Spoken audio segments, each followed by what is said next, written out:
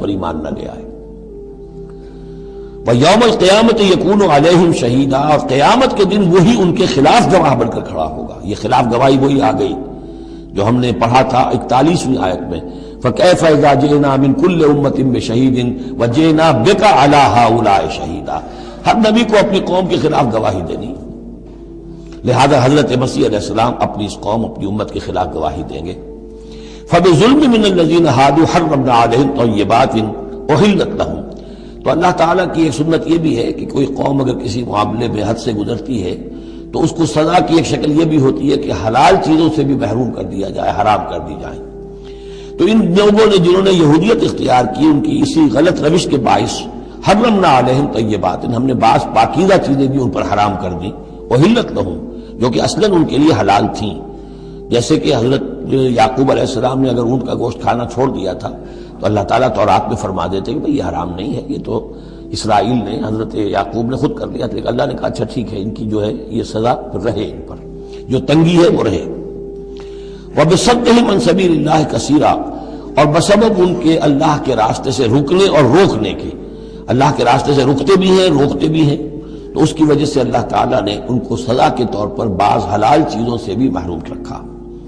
وَأَخْذِهِمُ الرِّبَا، اور پھر ان کے جرائم کی فہرست میں یہ بھی ہے کہ ان کا سود کھانا، وَقَدْ نُهُوا عَنْهُ، اور یہ کہ ہم اسے روک دیے گئے تھے۔ سود ان کی شریعت میں حرام ہے، آج بھی حرام ہے، لیکن وہ یہ سمجھتے ہیں کہ سود کا لین دین یہودیوں کا آپس میں حرام ہے، کوئی یہودی دوسرے یہودی سے سودی لین دین نہیں کرے گا۔ لیکن جینٹائلز کے لیے تو ان کا عام قاعدہ یہ ہے، گوئمز اینڈ جینٹائلز، ان کے لیے کوئی ہم پر لیس علینا فی الامیین سبیل، ہم پر کوئی گرفت ہے ہی نہیں، کوئی ذمہ داری ہے ہی نہیں، ہم جیسے چاہیں کریں، لوٹیں کھسوٹیں، جس طرح چاہیں دھوکہ دیں، اور تو ظاہر بات ہے سود میں تو پھر کوئی قباحت رہی نہیں۔ وَأَخْذِهِمُ الرِّبَا وَقَدْ نُهُوا عَنْهُ وَأَكْلِهِمْ أَمْوَالَ النَّاسِ بِالْبَاطِلِ، اور بسبب ان کے لوگوں کے مال ناحق ہڑپ کرنے کے، وَأَعْتَدْنَا لِلْكَافِرِينَ مِنْهُمْ عَذَابًا أَلِيمًا، اور ان میں سے جو کافر ہیں، جنہوں نے اب کفر کی بھی روش اختیار کر لی ہے، ان کے لیے ہم نے بہت دردناک عذاب تیار کر رکھا ہے۔ لیکن الراسخون فی العلم منہم والمؤمنون، لیکن جو لوگ ان میں سے پختہ علم والے ہیں، جیسے عبداللہ ابن سلام رضی اللہ تعالی عنہ، اور اہل ایمان جو ہے، جو محمد پر ایمان لائے ہیں صلی اللہ علیہ وسلم، یؤمنون بما انزل الیک وما انزل من قبلک، وہ تو ایمان رکھتے ہیں اس پر بھی جو اے نبی آپ کی طرف نازل کیا گیا، اور اس پر بھی کہ جو آپ سے پہلے نازل کیا گیا۔ والمقیمین الصلاۃ، وہ تو نماز کے قائم کرنے والے ہیں، والموتون الزکاۃ، اور زکوٰۃ کی ادا کرنے والے ہیں، والمؤمنون باللہ والیوم الآخر، اور ایمان رکھنے والے ہیں اللہ پر بھی اور یوم آخر پر بھی۔ اولئک سنؤتیہم اجرا عظیما، یہ وہ لوگ ہیں کہ جنہیں ہم اجر عظیم عطا فرمائیں گے۔ یہاں بھی آپ دیکھ رہے ہیں کہ ابھی تھوڑی سی گنجائش رکھی جا رہی ہے کہ اہل کتاب میں سے بھی اگر کوئی ایلیمنٹ ہے، کوئی کہیں کونے کھدرے میں پڑا ہوا جس کے اندر فطرت جو ہے ابھی کچھ موجود ہے، سلامتی کسی درجے میں ہے، تو جس طریقے سے بھی ہو، یعنی بچا کھچا بھی اگر اس کان میں کوئی ہیرے کا ٹکڑا پڑا ہوا تو وہ بھی نکل آئے، بجائے اس کے کہ ابھی آخری دروازہ بند کر دیا جائے۔ تو نہ آخری دروازہ ابھی بند کیا منافقین پر اور نہ ان پر کیا۔ لیکن الراسخون فی العلم منہم، اب ان میں سے اشارہ کر دیا گیا کہ ان میں سے بھی کچھ ہو سکتے ہیں، باقی اہل ایمان کی روش تو یہ ہے ہی، والمؤمنون یؤمنون بما انزل الیک وما انزل من قبلک والمقیمین الصلاۃ والموتون الزکاۃ والمؤمنون باللہ والیوم الآخر اولئک سنؤتیہم اجرا عظیما۔ اب جو مقام آ رہا ہے یہ 23ویں رکوع کے شروع میں، یہ ان چند مقامات میں سے قرآن کے جس میں کہ انبیاء اور رسولوں کے ناموں کا گلدستہ آیا ہے۔ مثلا یہاں آپ دیکھیں گے پے بپے بہت سے انبیاء اور رسول کا نام لیے گئے، پھر ان میں سے بعض کی جو اضافی اور شانیں ہیں ان کا بیان کیا گیا، اور پھر بڑی اہم آیت فلسفہ قرآن کے اعتبار سے آگے آئے گی کہ نبوت کا بنیادی مقصد کیا ہے۔ نبوت کا بنیادی مقصد، فلسفہ نبوت، اساسی فلسفہ نبوت۔ انا اوحینا الیک کما اوحینا الی نوح، اے نبی ہم نے آپ کی جانب بھی وحی کی ہے جیسے کہ ہم نے نوح کی طرف وحی کی تھی، والنبیین من بعدہ، اور ان کے بعد بہت سے انبیاء پر کی تھی۔ حضرت شیس علیہ السلام، وہ بھی حضرت نوح علیہ السلام، بلکہ یہ تو حضرت نوح سے بھی پہلے کے لوگ ہیں، شیس جو ہیں۔ اوحینا الی نوح والنبیین من بعدہ واوحینا الی ابراہیم واسماعیل واسحاق ویعقوب والاسباط، اور ہم نے وحی کی ابراہیم کی طرف، اسماعیل کی طرف، اسحاق کی طرف، یعقوب کی طرف اور ان کی اولاد کی طرف، وعیسیٰ وایوب ویونس وہارون وسلیمان، اور عیسیٰ کی جانب اور ایوب کی جانب اور یونس کی جانب اور ہارون کی جانب اور سلیمان کی جانب، وآتینا داؤد زبورا، اور داؤد کو تو ہم نے زبور جیسی کتاب عطا فرمائی، ورسلا قد قصصناہم علیک من قبل، ایسے بھی بہت سے رسولوں کو ہم نے بھیجا، یا وہی ہم نے ان کی جانب کی بھیجے ایسے رسول کہ جن کا ہم اس سے پہلے آپ کے سامنے تذکرہ کر چکے ہیں، ورسلا لم نقصصہم علیک، اور ایسے بھی بہت سے رسول ہیں کہ جن کے حالات ہم نے آپ کے سامنے بیان نہیں کیے۔ پوری دنیا کی تاریخ بیان کرنا تو قرآن مجید کا مقصد نہیں ہے، یہ تو کتاب ہدایت ہے، تاریخ کی کتاب نہیں ہے۔ وَكَلَّمَ اللَّهُ مُوسَىٰ تَكْلِيمًا، اور خاص اب شان جو حضرت موسیٰ علیہ السلام کی امتیازی شان ہے، اور موسیٰ سے تو کلام کیا اللہ نے جیسے کہ کلام کیا جاتا ہے، بس صرف یہ ہے کہ من ورائے حجاب تھا، پردے کے پیچھے سے تھا دو بدو کلام۔ اب وہ آیت آ رہی ہے کہ یہ رسول کس لیے بھیجے گئے؟ رسلا مبشرین و منذرین، یہ رسول بھیجے گئے بشارت دینے والے بنا کر اور خبردار کرنے والے بنا کر، لئلا یکون للناس علی اللہ حجۃ بعد الرسل، تاکہ نہ رہ جائے لوگوں کے حق میں، للناس نام نوٹ کیجئے، علی اللہ، اللہ کے مقابلے میں کوئی حجت، کوئی دلیل رسولوں کے آنے کے بعد، وکان اللہ عزیزا حکیما، اور اللہ تعالیٰ زبردست ہے لیکن ساتھ ہی حکمت والا ہے۔ اب اس کو سمجھیے کہ جب ہم یہ کہتے ہیں کہ قیامت کے دن اللہ تعالیٰ حساب لے گا اور امتحان ہوگا، امتحان سے پھر نتائج نکلیں گے ہمارے کہ کون پاس ہوا کون فیل ہوا، لیکن امتحان لیا جاتا ہے کچھ پڑھا کر، کیا پڑھایا ہمیں؟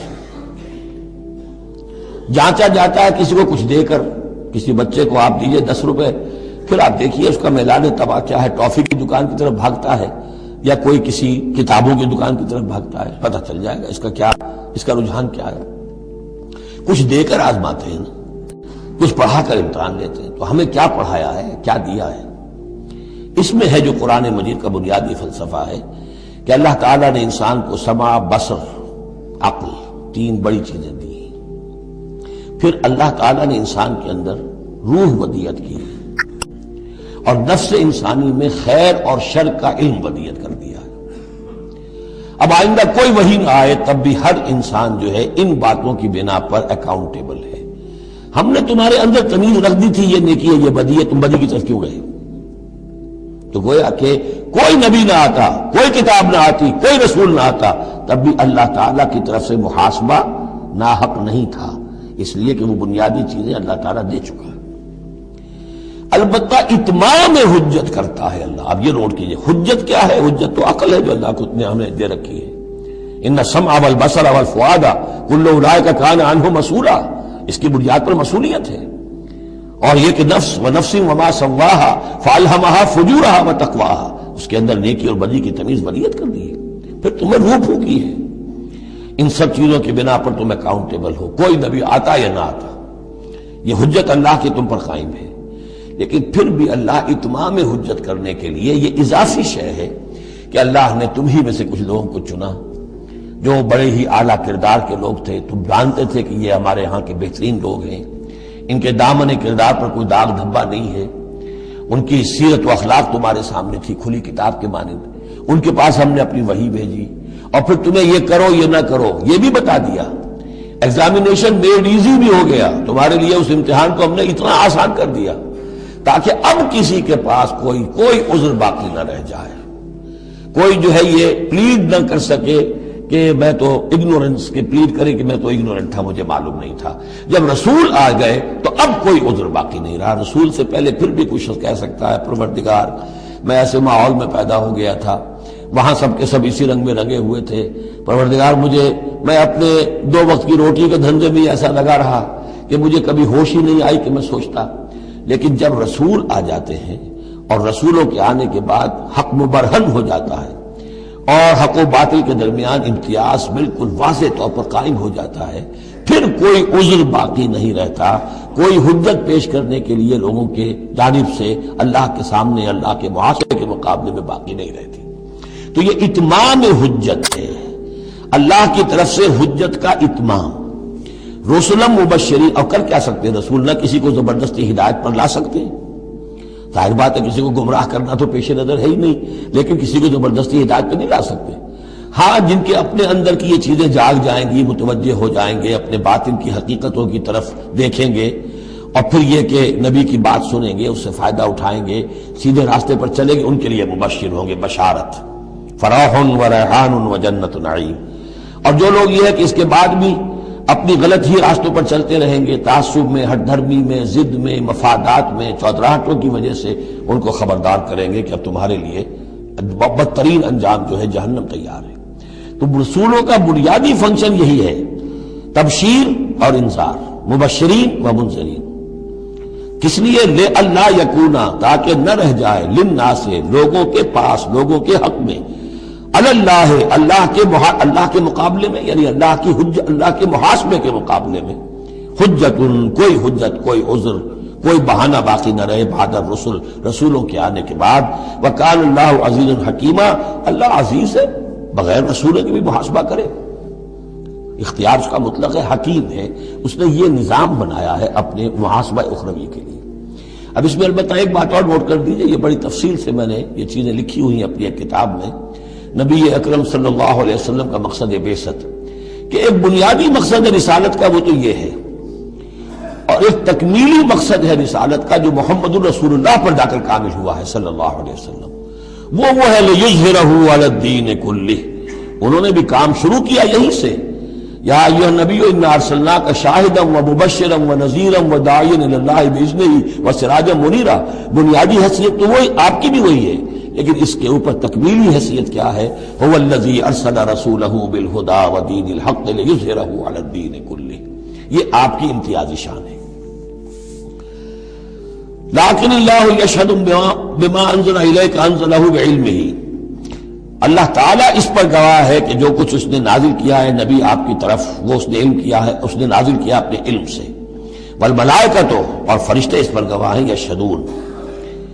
وکفیٰ باللہ شہیدا، اور ویسے تو اللہ تنہا بھی گواہ کے لیے، گواہ ہونے کے اعتبار سے کافی ہے۔ ان الذین کفروا وصدوا عن سبیل اللہ قد ضلوا ضلالا بعیدا۔ اب محمد کے آنے کے بعد صلی اللہ علیہ وسلم پھر بھی جو لوگ کفر پر اڑے رہے اور رکے رہے اور روکتے رہے اللہ کے راستے سے دوسروں کو، وہ تو پھر بہک گئے ہیں، بھٹک گئے ہیں، ضلالا بعیدا، اور یہ اپنے بھٹکنے میں اور بہکنے میں، گمراہی میں بہت دور نکل گئے۔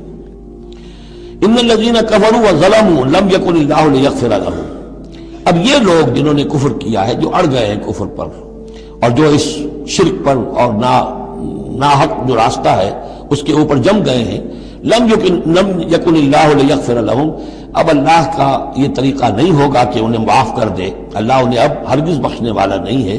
ولا لیہدیہم طریقہ، اور نہ یہ کہ انہیں کسی راستے کی ہدایت دے، الا طریقہ جہنم، سوائے ایک راستے کے، اور وہ جہنم کا راستہ ہے۔ اب تو وہی کھلی ہوئی ہے شاہراہ، اسی پر یہ بگٹر دوڑتے رہیں، خالدین فیہا، وہ اس میں ہمیشہ ہمیش رہیں گے، ابدا، ہمیشہ ہمیش۔ وکان ذلک علی اللہ یسیرا، اور یہ اللہ پر بہت آسان ہے۔ دیکھیے اس کو مقابلے میں لائیے، ما یفعل اللہ بعذابکم، اللہ کیا کرے گا تمہیں عذاب دے کر، لیکن اس سے یہ نہ سمجھے کہ اللہ عذاب نہیں دے گا، یقیناً اللہ سیڈسٹ نہیں ہے، یقیناً اللہ کو عذاب دے کر خوشی نہیں ہوگی، لیکن یہ کہ اس کا ایک ضابطہ ہے، اس کا ایک قانون ہے، اسی پر اس نے دنیا بنائی ہے، لہذا اس کے مطابق وہ عمل تو کرے گا، اور یہ اس پر کوئی بھاری گزرنے والی بات نہیں ہے کہ اپنی ہی مخلوق کو، اس لیے کہ بعض ملنگ قسم کے صوفی جو ہیں وہ یہ بھی کہتے ہیں کہ یہ اللہ بڑا رحیم ہے، اب کیا وہ اپنی مخلوق کو جہنم میں جھونک دے گا، یہ تو ایسے ڈراوے کے لیے، ذرا سیدھا کرنے کے لیے، جیسے بچوں کو ڈانٹ دیتا ہے باپ ہو ماں ہو، میں تیرا قیمہ کر دوں گی، تو کوئی کیا قیمہ کر دے گی کوئی ماں اپنے بچے کا؟ لیکن یہ تو اصل میں صرف ڈراوا ہے اور کچھ نہیں، لیکن یہ بات صحیح نہیں ہے۔ اسی لیے اللہ تعالیٰ کہتا ہے کہ کان ذالک علی اللہ یسیرا، اللہ کے لیے یہ بہت آسان ہے، بہت ہلکی بات ہے اس کے لیے۔ یا ایھا الناس، اب یوں سمجھیے کہ کنکلوڈنگ حصہ جو ہے سورہ مبارکہ کا، یا ایھا الناس قد جاءکم الرسول بالحق من ربکم فآمنوا خیرا لکم۔ اس عبارت میں جو زور ہے، میں نے کوشش کی ہے کہ میں اسے اپنی آواز کے ذریعے سے واضح کروں، اے لوگوں تمہارے پاس آ چکا ہے رسول حق کے ساتھ، یعنی اب تم یہ نہیں کہہ سکو گے کہ رسول نہیں آیا، ہمیں پتہ نہیں تھا. You won't be able to plead ignorance. یہ نہیں کہہ سکتے کہ ہمیں معلوم نہیں تھا، ہم پر بات کھولی نہیں گئی، ہم پر بات واضح نہیں ہوئی. یہ بہانہ ختم ہو گیا محمد کے آنے کے بعد. یا ایھا الناس قد جاءکم الرسول بالحق من ربکم فآمنوا خیرا لکم. ایمان لے آؤ، یہی تمہارے لیے بہتر ہے، بلکہ صحیح ترجمہ ہوگا اسی میں تمہاری خیریت ہے.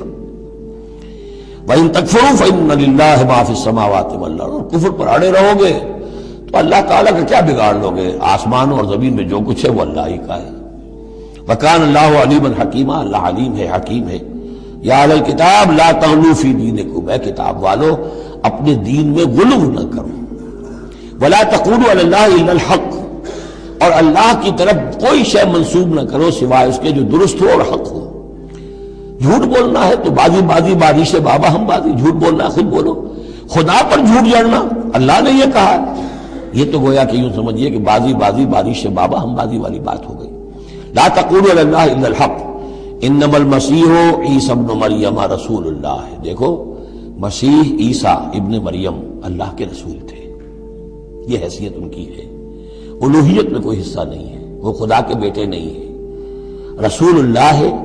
وَكَلِمَتُهُ أَلْقَاهَا إِلَىٰ مَرْيَمَ.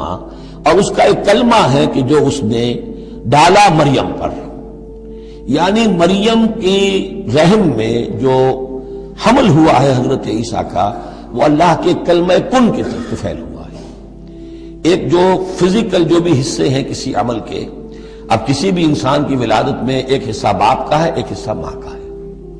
لیکن حضرت مسیح علیہ السلام کی ولادت میں ماں والا حصہ تو پورا موجود ہے. حمل ہوا ہے، 9 مہینے آپ اپنے رحم میں رہے حضرت مریم سلام علیہا کے، لیکن یہ کہ باپ والا حصہ نہیں ہے. تو اللہ تعالیٰ کے ہاں جہاں پر بھی کوئی اس طرح کا لنک جو ہے، جو میٹیریل لنکس ہیں جو، وہ اگر کہیں ٹوٹا ہے تو کن، اللہ کا ایک کن جو ہے، اللہ کا ایک امر، وہ وہاں پر کفایت کرتا ہے.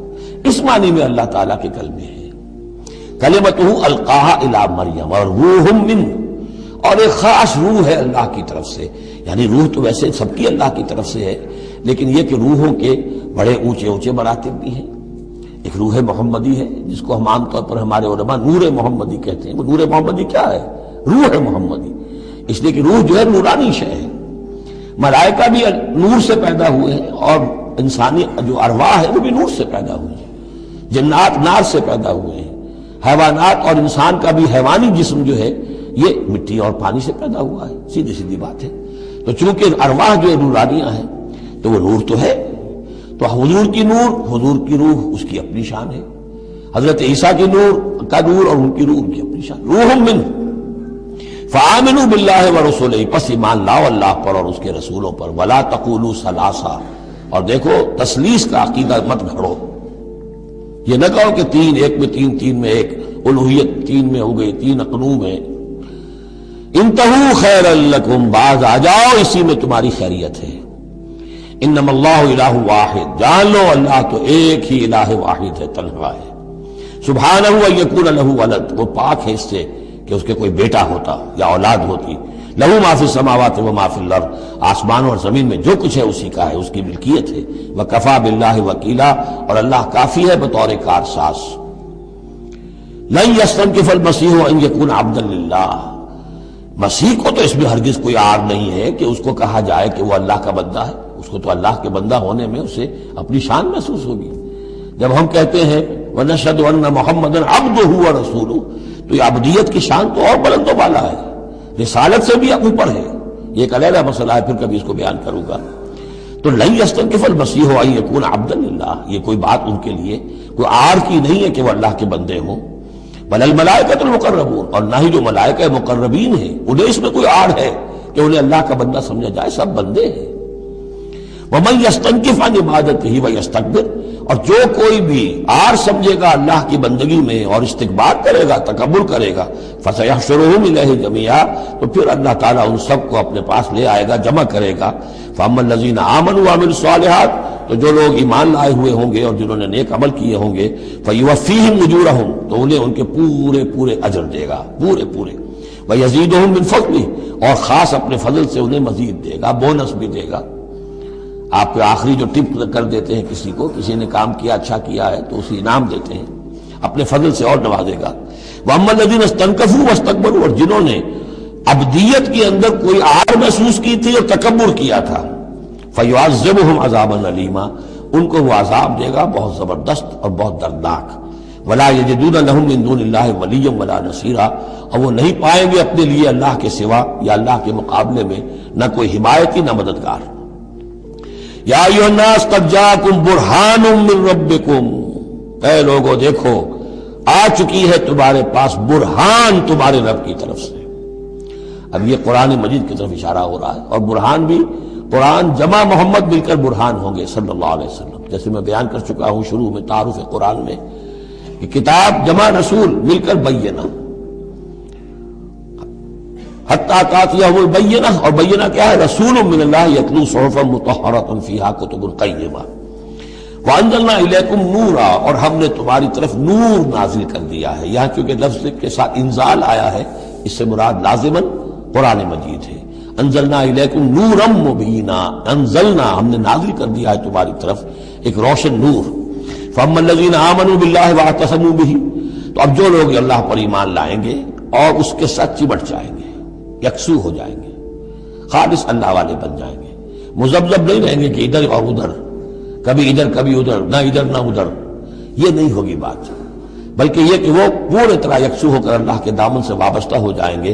فَسَيُدْخِلُهُمْ فِي رَحْمَةٍ مِّنْهُ وَفَضْلٍ، انہیں وہ داخل کرے گا اپنی رحمت اور فضل میں، وَيَهْدِيهِمْ إِلَيْهِ صِرَاطًا مُسْتَقِيمًا، اور پھر یہ کہ انہیں چلائے گا صراط مستقیم پر جو اس تک لے آئے گی، وہ صراط مستقیم یہدیہم الیہ، اپنی طرف ہدایت دے گا سہج سہج رفتہ رفتہ، الہ اپنے پاس اپنے خاص فضل و کرم کی جوار رحمت میں لے آئے گا، صراطا مستقیما، سیدھے راستے پر چلا کر۔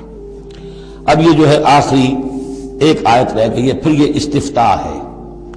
قانون وراثت میں جو ایک لفظ آیا تھا کلالہ، اور کلالہ کے بارے میں آیا تھا کہ اس کے اگر بہن بھائی ہوں تو ان کی وراثت کا حکم یہ ہے، وہ لوگوں پر واضح نہیں ہو سکا تھا، جیسے کہ خواتین کے بارے میں بعض اور مسائل واضح نہیں ہو سکے تھے۔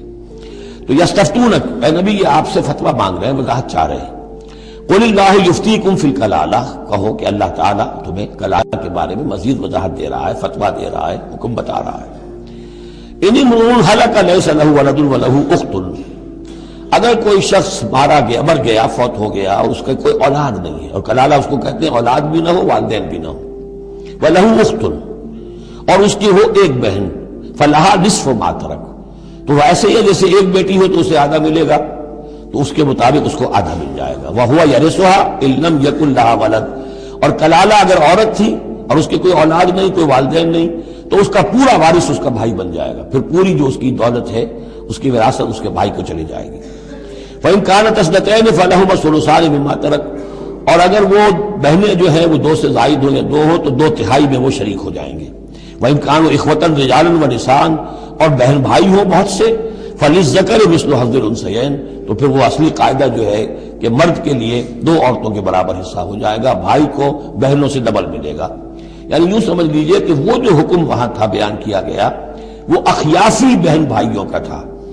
اخیافی بہن بھائی وہ ہوتے تھے عرب میں کہ ماں ایک ہو باپ علیحدہ ہو، ان کا چونکہ خاص مسئلہ ہوتا تھا اس لیے بیان کر دیا۔ باقی عینی اور اللاتی، ماں باپ دونوں ایک ہو، اور یا یہ کہ مائیں علیحدہ ہو باپ ایک ہو، تو ان کا وہی قانون ہوگا کہ جو بیٹا بیٹی کا ہے، کہ جس طریقے سے کہ بیٹا اور بیٹی میں جس نسبت سے وراثت تقسیم ہوتی ہے ایسے ہی ان بہن بھائیوں میں ہوگی۔